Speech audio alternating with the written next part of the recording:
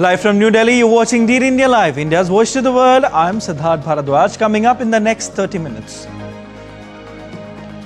Hoisting the tricolour from the Red Fort in New Delhi, Prime Minister Narendra Modi stresses on self-reliance to make India a developed nation by 2047, the centenary year of India's independence.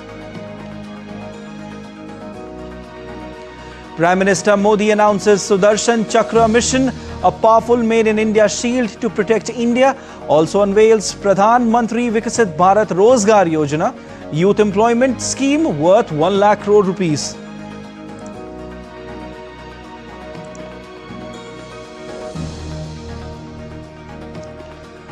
Greetings pour in on India's 79th Independence Day from across the globe. Russian President Vladimir Putin hails the country's developmental strides and well-deserved respect on the global stage.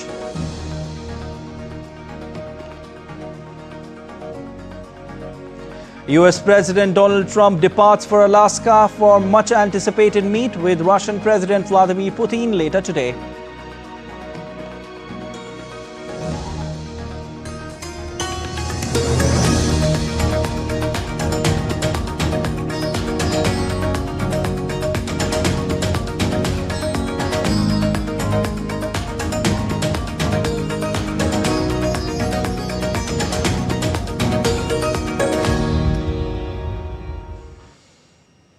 Prime Minister Narendra Modi hosted the tricolour at Red Fort in Delhi as the nation celebrates its 79th Independence Day on Friday. Flying Officer Rashika Sharma assisted the Prime Minister in hoisting the flag, after which flower petals were showered from two Mi-17 helicopters of the Indian Air Force, one carrying the national flag and the other Operation Sindoor flag. Wing Commander Vinay Punia and Wing Commander Aditya Jaiswal piloted the aircraft. PM Modi was received at the Red Fort by Defence Minister Rajnath Singh, MOS Sanjay Seth and the chiefs of the three services.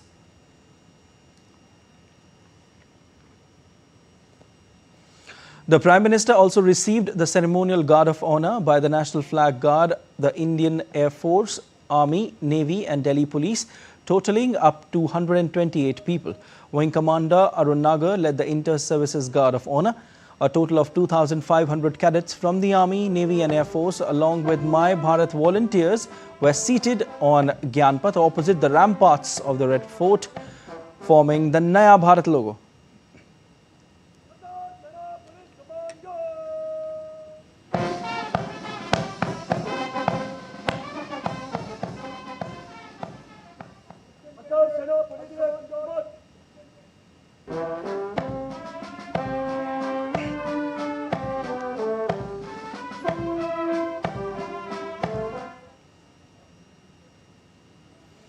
Prime Minister Narendra Modi delivered a nearly 2-hour-long speech, his 12th consecutive address on Independence Day from the Red Fort. Marking the 79th Independence Day, the Prime Minister touched upon many subjects throughout his speech, with key areas being Operation Sindoor, India's response to the Pahalgam terror attack, a push for becoming more self-reliant or Atmanirbhar in all sectors, and India's Viksit Bharat vision for 2047 when it completes 100 years of its independence. As India celebrates 79 years of independence, Prime Minister Narendra Modi's vision looks firmly to the future. In his Red Fort address, a major highlight was the announcement of a 100 billion rupees youth employment scheme aimed at creating jobs, formalizing the workforce and empowering youth Indians. In fact, young Indians, and Mohammad Absarul Hassan gets us this report. Have a look.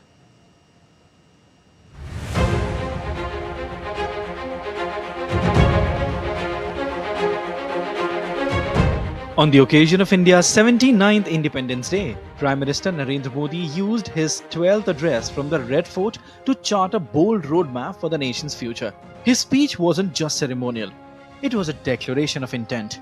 While PM called for leveraging India's manufacturing capabilities in sectors including semiconductor production to nuclear energy expansion, from jet engine making to cater to global needs, the highlight of this announcement was a 100 billion rupees youth employment scheme. PM Modi made it clear, Bharat will shape its own destiny and aims to become a developed nation by 2047. आज 15 अगस्त है। आज 15 अगस्त के ही दिन मेरे देश के युवाओं के लिए 1,00,000 करोड़ रुपए की योजना हम चालू कर रहे हैं, लागू कर रहे हैं। आज से प्रधानमंत्री विकसित भारत रोजगार योजना आज ही 15 अगस्त को लागू हो रही है। ये आपके लिए बहुत खुशखबरी है। A massive 100 billion rupees employment initiative aimed at empowering India's youth. Under this scheme, first-time employees will receive up to 15,000 rupees, helping bridge the journey from Swatantra Bharat to Samriddha Bharat. 15,000 rupees incentive to be paid in 2 installments after 6 and 12 months of employment. Applicable for employees with salaries up to 1 lakh rupees per month. Completion of a financial literacy program is mandatory for the second installment. A portion of the benefit will be parked in savings instrument to encourage long-term financial discipline. 3,000 rupees per month incentive per new employee for 2 years provided the job is sustained for at least 6 months. For the manufacturing sector, incentives will continue into the 3rd and 4th years. The ambitious scheme is expected to create 2.6 crore new jobs, with all payments routed via direct benefit transfer through the Aadhaar Bridge payment system. Beyond job creation, the initiative aims at formalizing the workforce, bringing crores of young Indians under the umbrella of social security. This landmark employment push marks a decisive step toward inclusive growth and workforce formalization by empowering youth, incentivizing industries, and embedding financial discipline. The government signals its commitment to a self-reliant, future-ready India. As Bharat marches toward 2047, this initiative could well be a cornerstone of its development journey. Mohammad Afzarul Hasan for DD India. Prime Minister Narendra Modi touched upon many subjects throughout his speech, with key areas being Operation Sindoor, India's response to the Pahalgam terror attack. PM saluted the brave soldiers of Operation Sindoor, saying that the operation is a powerful testament to the valor and precision of country's armed forces. मुझे बहुत गर्व हो रहा है। आज मुझे लाल किले की प्राचीर से ऑपरेशन सिंदूर के वीर जाबाजों को सैल्यूट करने का अवसर मिला है। हमारे वीर जाबाज सैनिकों ने दुश्मनों को उनकी कल्पना से परे सजा दी है। और इस अपील को पहलगाम में सीमा पार से आतंकियों ने आकर के जिस प्रकार का कत्ले आम किया, धर्म पूछ करके लोगों को मारा गया, पत्नी के सामने पति को गोलियां दी, बच्चों के सामने अपने पिता को मौत के घाट उतार दिया गया। पूरा हिंदुस्तान आक्रोश से भरा हुआ था। पूरा विश्व भी इस प्रकार से संहार से चौंक गया था। मेरे प्यारे देशवासियों, ऑपरेशन सिंदूर उसी आक्रोश की अभिव्यक्ति है। 22 तारीख के बाद हमने हमारे सेना को खुली छूट दे दी। रणनीति वो तय करे, लक्ष्य वो तय करे, समय भी वो चुने, और हमारी सेना ने वो करके दिखाया जो कई दशकों तक कभी हुआ नहीं था। सैकड़ों किलोमीटर दुश्मन की धरती पर घुस करके आतंकी इमारतों को खंडहर बना दिया। पाकिस्तान की नींद अभी भी उड़ी हुई है। पाकिस्तान में हुई तबाही इतनी बड़ी है कि रोज नए नए खुलासे हो रहे हैं, नई नई जानकारियां आ रही हैं। Prime Minister Modi hailed the abrogation of Article 370, saying how the mantra of one nation, one constitution was accepted. He reiterated India's new anti-terror policy, where the country will not differentiate between terrorists and those supporting them. हमारा देश कई दशकों से आतंक को झेलता आया हुआ, देश के सीने को छलनी कर दिया गया है। अब हमने एक न्यू नॉर्मल प्रस्थापित किया। आतंक को और आतंकी को पालने पोसने वालों को, आतंकियों को ताकत देने वालों को अब हम अलग अलग नहीं मानेंगे।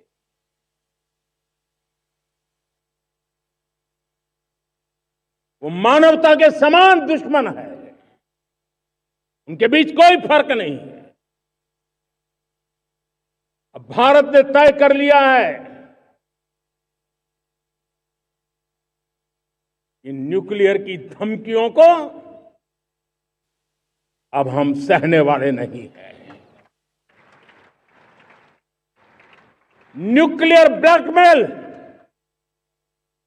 लंबे अरसे से चलाया, अब वो ब्लैकमेल नहीं सहा जाएगा।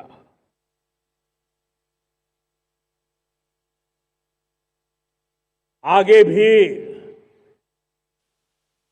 अगर दुश्मनों ने ये कोशिश जारी रखी, हमारी सेना तय करेगी, सेना की शर्तों पर, सेना जो समय निर्धारित करे उस समय पर, सेना जो तौर तरीके तय करे उस तौर तरीके से, सेना जो लक्ष्य तय करे उस लक्ष्य को अब हम अमल में ला करके रहने वाले हैं। हम मुंह तोड़ जवाब देंगे। On the Indus Waters Treaty, PM Modi said it had caused enormous harm to agriculture in India. He said the attack in Pahalgam underscored the futility of continuing the Indus Waters Agreement. PM Modi stressed India has now decided that blood and water will not flow together. Bharat ने तय कर लिया है, खून और पानी एक साथ नहीं बहेंगे। अब देशवासियों को भली भांति पता चला है कि सिंधु का समझौता कितना अन्यायपूर्ण है, कितना एक तरफा है। भारत से निकलती नदियों का पानी दुश्मनों के खेत को सींच रहा है और मेरे देश के किसान, मेरे देश की धरती पानी के बिना प्यासी है। ये ऐसा समझौता था जिसने पिछले 7 दशक से मेरे देश के किसानों का अकल्पनीय नुकसान किया है। अब हिंदुस्तान के हक का जो पानी है उस पर अधिकार सिर्फ और सिर्फ हिंदुस्तान का है, हिंदुस्तान के किसानों का है। किसान हित में, राष्ट्र हित में ये समझौता हमें मंजूर नहीं है। All right, let's take you live to special beating retreat ceremony at Atari Wagah border, drawing huge crowd.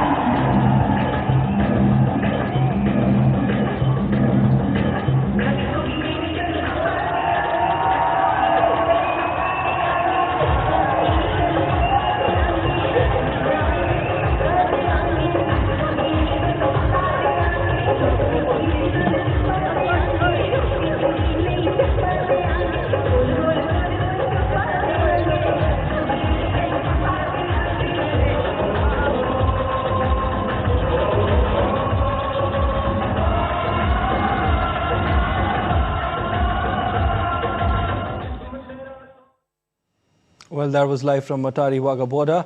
Turning now to international updates, a high-stakes meeting is set for Friday between US President Donald Trump and Russian President Vladimir Putin. President Trump departed for Alaska, where the summit will take place amid heightened anticipation over the outcome. Speaking before his departure, Trump stressed he would not be intimidated by the Russian leader and reiterated that Ukraine would be central to any discussions about the conflict. Meanwhile, President Putin is also expected to arrive in Alaska on Friday, marking his first visit to a Western nation since Russia's invasion of Ukraine in 2022, a war that has claimed tens of thousands of lives. As Russian forces continue to make gains on the battlefield, the Kremlin confirmed that the two leaders plan to meet one-on-one. This has raised concerns among European leaders who fear Putin could pressure Trump into accepting terms unfavorable to Ukraine. However, Trump assured allies he would not agree to any settlement without Ukraine's involvement. He added that he hopes to hold a follow-up three-way summit with Ukrainian President Volodymyr Zelensky, potentially immediately after meeting with Putin also in Alaska. All right, Didi, Jessica Taneja joins us live on this, who's also closely tracking this story. Hi, Jessica. What latest are you getting for us as Trump departs for Alaska? Many are fearing that Putin could pressure Trump. Well, it will be based on the ability of both Russian President Vladimir Putin and the American President Donald Trump to be able to read each other. This conversation, according to White House officials, is not planned, and there are no fixed answers to both the question and answers that are going to take place, or the discussions that are going to take place. Remember, this is a very significant moment, one that involves the travel of Russian President Vladimir Putin to the soil of the United States after 2007. And look at the venue, and if you see the joint base, which is Elmendorf-Richardson Air Base in Alaska, is usually used by US warplanes to counter Russian incursions into American airspace. Now see the significance of that. This is where the two leaders are meeting. So, of course, after a lot of telephonic conversations, there could be a lot of speculation. There could be a lot of expectations, both from the European allies, and a massive implication on the transatlantic relationship to what we saw in 1972. It's a complete reverse of Kissinger-Nixon diplomacy. So in a certain way, there is a lot of reading into this meeting between Donald Trump and Vladimir Putin. But it will be too early to say as to who gains what out of it, because looking at the complexity of the deal that the American side wants to get and what the Russian side anticipates, it's a lot to sort of decipher from. And this meeting most likely is going to lead to a potential deal in the future, but not going to ensure a ceasefire, as many analysts say at this point.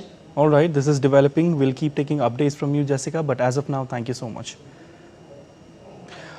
On this very day, we are also celebrating a stellar milestone in our nation's journey to the stars.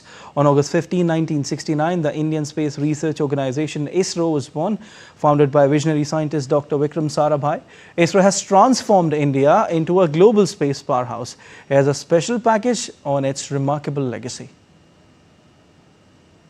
Born on the same day as India's freedom, ISRO embodies the spirit of self-reliance and innovation. Under scientist Vikram Sarabhai's guidance, it started humbly in a church building, focusing on using space tech for national development. From launching India's first satellite Aryabhat in the year 1975 to the cost-effective Mars Orbiter mission in the year 2014, ISRO has achieved feats that stun the world. In the year 1975, Aryabhat, India's first satellite, was launched into orbit. In the year 1980, SLV-3 successfully placed Rohini RS-1, marking India's indigenous launch capability. In 2008, Chandrayaan-1 confirmed water on the moon with its Moon Impact Probe. In 2013, Mangalyaan made India first to succeed in maiden Mars mission. In 2017, PSLV C-37 set world record by launching 104 satellites in one mission. And in 2019, Chandrayaan 2 orbiter delivered high-resolution lunar data despite lander setback. ISRO has signed cooperative agreements with 61 countries and 5 multilateral bodies for space-related activities. Recently, in collaboration with NASA and Axiom Space, ISRO sent Indian astronaut Shubhanshu Shukla to the International Space Station on Axiom Mission 4 in June this year.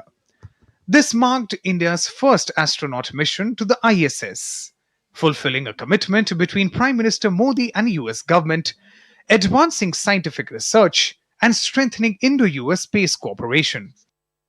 Bharat दुनिया के लिए space की नई संभावनाओं के द्वार खोलने जा रहा है। अब भारत सिर्फ उड़ान नहीं भरेगा, भविष्य में नई उड़ानों के लिए मंच तैयार करेगा। ये पूरी जर्नी जो है ये अंतरिक्ष तक आने की और यहाँ ट्रेनिंग की और यहाँ तक पहुँचने की, इसमें बहुत कुछ सीखा है प्रधानमंत्री जी मैंने। लेकिन यहाँ पहुँचने के बाद मुझे पर्सनल अकम्पलिशमेंट तो एक है ही, लेकिन कहीं ना कहीं मुझे ये लगता है कि ये हमारे देश के लिए एक बहुत बड़ा कलेक्टिव अचीवमेंट है। और मैं हर एक बच्चे को जो ये देख रहा है, हर एक युवा को जो ये देख रहा है, एक मैसेज देना चाहता हूँ, और वो ये है कि अगर आप कोशिश करते हैं और आप अपना भविष्य बनाते हैं अच्छे से, तो आपका भविष्य अच्छा बनेगा और हमारे देश का भविष्य अच्छा बनेगा। और केवल एक बात अपने मन में रखिए, that sky is never the limit, ना आपके लिए, ना मेरे लिए और ना भारत के लिए। Meanwhile, ISRO's frugal engineering has launched over 100 satellites, aiding agriculture, disaster management, and communication. With private sector involvement, India's space economy is booming, aiming for a $44 billion valuation by 2033. Today, ISRO's horizons include the groundbreaking NISAR mission, small satellite launchers like SSLV, reusable launch vehicle development, and ambitious educational outreach initiatives like Yuvika, sparking space enthusiasm among India's youth. As India's 56th-year space odyssey continues, ISRO's legacy remains rooted in its founding belief: space technology in the service of humankind. Happy Foundation Day, ISRO. May you keep charting new realms, inspiring millions, and expanding the frontiers of our cosmic journey.